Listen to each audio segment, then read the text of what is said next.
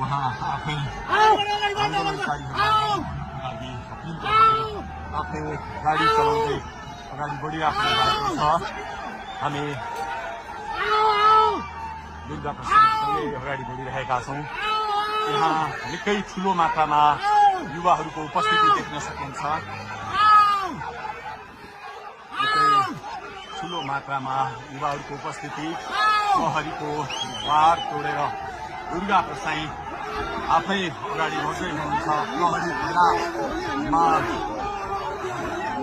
प्रहरीलाई गाडीले पेलेर दुर्गा प्रसाई अगाडि बढ्दै हुनुहुन्छ। अगाडि बढ्दैछौँ, जहाँ कसैले रोक्न सक्ने अवस्था छैन। प्रहरीलाई पेलेर अगाडि बढिरहेको छ। प्रहरी गाडीको चाबी खोज्न लागिपरेको छ।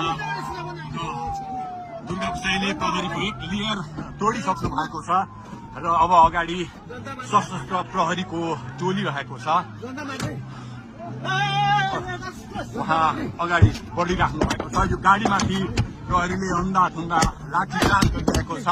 तपाईँ देख्न सक्नुहुन्छ दुर्गा प्रसाईको गाडीलाई प्रहरीले रोकिराखेको अवस्था। उहाँले यो प्रहरीका सम्पूर्ण सुरक्षा घेरा तोडेर दुर्गा प्रसाई अगाडि बढ्नु भएको छ र यति बेला तीनखुनेको यो पुलबाट अगाडि बढिसकेको छ। यो दृश्य अगाडिपट्टि